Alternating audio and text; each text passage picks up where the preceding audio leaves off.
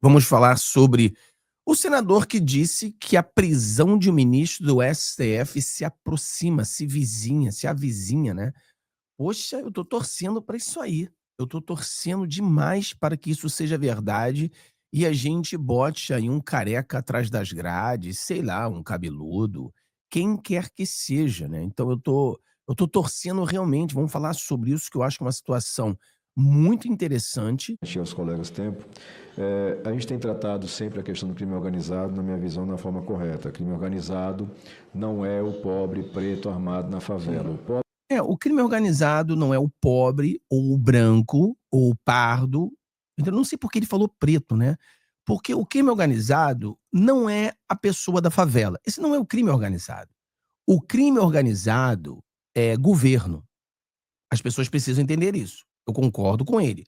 Crime organizado não é o carinha de chinelo com fuzil na mão. Esse cara, ele pertence ao crime organizado.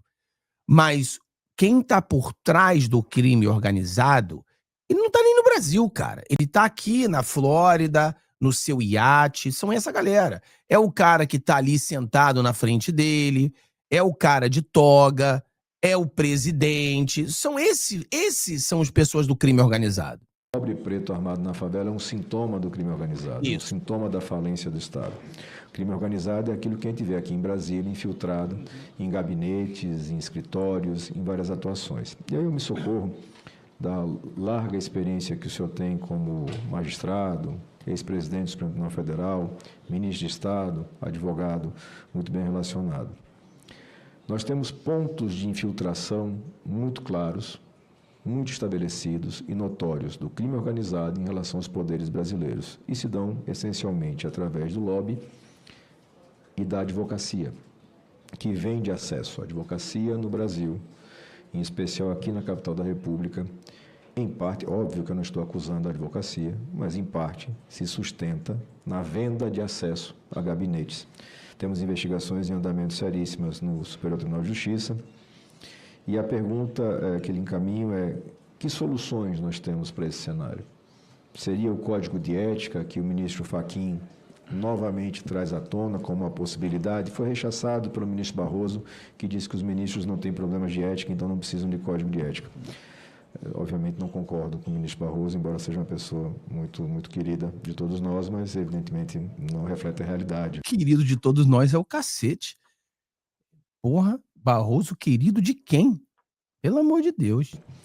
Nós temos ministros que acham normal, cotidiano, caronas em jatinho, jatinho pago pelo crime organizado, notoriamente pelo crime organizado. Não é surpresa. Descobri hoje que era crime organizado. Não, o cara sabe que é crime organizado. Entra no jatinho, vai para uma viagem paga pelo crime organizado, acessa um evento de luxo pago pelo crime organizado, se hospeda, come, bebe, pago pelo crime organizado e retorna a Brasília para julgar na nossa Corte Superior. E é um desafio muito grande, sabe, ministro? Porque isso eu falo de experiência própria. Desde 2019 que eu entro nessa casa, eu tento enfrentar esse problema. E não consigo ainda encontrar um caminho adequado. Mas gostaria de ouvir Vossa Excelência se existe esse caminho e que caminho nós podemos seguir para reduzir essa infiltração nos poderes. E eu usei o exemplo, evidentemente, da Suprema Corte, mas poderia usar do Senado da República, onde nós temos campanhas financiadas pelo crime organizado, na Câmara dos Deputados, da mesma forma, nas Assembleias Legislativas. Esse é um país que já teve presidente preso, já teve ministro preso, senador preso, deputado preso, governador preso, prefeito, vereador, mas ainda não teve ministros dos tribunais superiores. E me parece que esse momento se avizinha. Então, eu gostaria de ouvir. Você ouviu isso? Nós já tivemos presidente preso, nós já tivemos senadores presos, deputados, mas nós não tivemos ainda ministros da Suprema Corte preso. Preste atenção que o som tá baixo. Ó, Na Câmara dos Deputados, da mesma forma, nas Assembleias Legislativas. Esse é um país que já teve presidente preso, já teve ministro preso, senador preso, deputado preso, governador preso, prefeito, vereador, mas ainda não teve ministros dos tribunais superiores. E me parece que esse momento se avizinha. Então, eu me parece que esse momento se avizinha. Estamos muito próximos de termos um ministro da Suprema Corte preso. O que ele fala é que o ministro sabia que aquele avião era de alguém envolvido no crime organizado. Não é que ele estava no avião e depois ficou sabendo. Não, já era sabido. Já era sabido. Esse mesmo que ele fala colocou um super sigilo. Cara, eu tava lendo sobre esse negócio de sigilo. E são 4 camadas de sigilo. 4 camadas. Não sabia. Então, são 4 camadas. É o sigilo, sigilinho, sigilo e super sigilo. Eu não sei exatamente como eles usam, mas o cara usou a 4ª camada de sigilo. É o super sigilo. Super. O miserável tá envolvido e ele mete um sigilo, mano. Claro que, como no Brasil a corrupção é. Todos eles estão envolvidos? Não todos, mas esse negócio do Banco Master aí é barba, cabelo e bigode. Você tem pessoal da Câmara envolvido, pessoal do Senado envolvido, presidentes envolvidos, ministro envolvido, ministro da Suprema Corte envolvido, e o cara abraçou até o Lula, ou seja, todo mundo envolvido. Aí ele diz que se avizinha a prisão do ministro da Suprema Corte.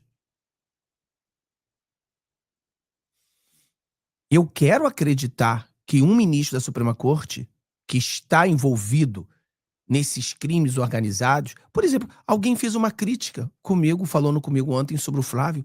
O Flávio comprou uma casa de 6 milhões de reais. Pessoal, 6 milhões de reais é 2 milhões de dólares. Não é muita grana. Mas não tem problema. Todo mundo falando que o Flávio comprou uma casa de 6 milhões de reais. Você vai falar que o Barroso comprou uma casa de 24 milhões de reais? Você vai falar que o Alexandre de Moraes comprou uma casa de 22 milhões de reais? Não, o Flávio de 6 milhões todo mundo fala. Mas e o Barroso? E o Alexandre de Moraes? Vocês não vão falar, não? Porque a casa deles, o salário do Flávio e o salário do Barroso e do Moraes é mais ou menos o mesmo. Vocês estão reclamando que o cara comprou de 6 milhões. Mas ninguém reclama o cara que comprou de 20 milhões? Fica estranho. Fica estranho, né? Porque normalmente você vai reclamar o cara que tem uma casa de 24 milhões. Não, desse ninguém fala nada. Vai falar só da casa do Flávio. Ah, conversa mole é essa. Conversa mole é essa. Agora, isso é muito forte, pessoal. Fábio, então você acredita que o ministro vai ser preso? Porra, eu não. Eu quero acreditar e eu quero torcer. Eu quero torcer. Como eu falei pra vocês, se sair notícias como essa, um senador dizendo que se avizinha a prisão do ministro da Suprema Corte, mano, eu vou torcer pra cacete pra que seja verdade. Entendeu? Eu vou torcer. É isso que eu tenho que fazer. É isso que eu tenho que entender. Entendeu? Então eu acho que isso aí é importante. Alguém falou aqui, ó. Você escutou errado. Ele disse tribunais superiores pode ser o STF. Isso aqui é outro. Parabéns. Você realmente. Uma das coisas que a gente tem problema no Brasil é a interpretação de texto, né? Ele tá falando, eu escutei errado, ele diz tribunais superiores. Sim, tribunais superiores. Mas quando ele menciona alguém andando de avião e sabido que esse avião era do crime organizado, ele estava falando de quem? Ele estava falando de quem? Hum? Ele falava de quem? Quem que você acha? Qual o contexto do que ele estava falando? O que você acha? E qual o contexto que ele estava falando? Ah, mas ele falou tribunais superiores. Aham. Mas quem é que estava no avião? Qual o contexto? A gente tem que olhar o contexto, pessoal. Porque aqui, no finalzinho. Sobre o Ó, tema. ó. Aqui no finalzinho. Da mesma forma, nas assembleias legislativas, esse é um país que já teve presidente preso, já teve ministro preso, senador preso, deputado preso, governador preso, prefeito, vereador, mas ainda não teve ministros dos tribunais superiores. E me parece que esse momento se avizinha. Então, eu gostaria de ouvir Vossa Excelência sobre. Então é dos tribunais superiores, não é? Mas O contexto era qual? Quem é que estava dentro do avião? Pessoal, pelo amor de Deus, aí é questão de interpretação de texto, né? É claro que ele falou tribunais superiores, mas ele baseou o contexto em quê? O contexto estava baseado em alguém que estava dentro de um avião, e esse alguém era de quê? Era do Supremo Tribunal. Então, quando ele faz das cortes superiores, é obviamente que ele está falando do ministro da Suprema Corte. É obviamente. Mas vai ser preso? Difícil saber, porque o ministro da Suprema Corte ele teria que ser julgado pelos ministros da Suprema Corte. Você sabia disso? Como é que o cara vai ser preso sem ter que ser julgado por seus amigos? E provavelmente, se um ministro da Suprema Corte está envolvido, os outros também estão. Nesse caso, a gente sabe que tem a esposa de um e tem o outro. Já são dois. E já tem. Ele mesmo fala que esses ministros, e ele menciona, ele não disse abertamente os ministros da Suprema Corte, mas ele fala, vão em palestras. Que palestras é essa? As palestras pagas por quem? Pelo crime organizado. Quem é que está nessas palestras? Vocês sabem que são os ministros da Suprema Corte. Então, o contexto é o ministro da Suprema Corte. Vamos entender isso aí, tá, pessoal? Pelo amor de Deus. Então, eu escutei exatamente o que ele falou das cortes superiores, que inclui o STF, mas ele menciona quem estava dentro do avião, e nesse caso era o ministro da Suprema Corte do STF. Então, o contexto é todo esse, tá? O contexto é isso. Agora, você pode criar o que você quiser, mas o contexto foi esse, tá?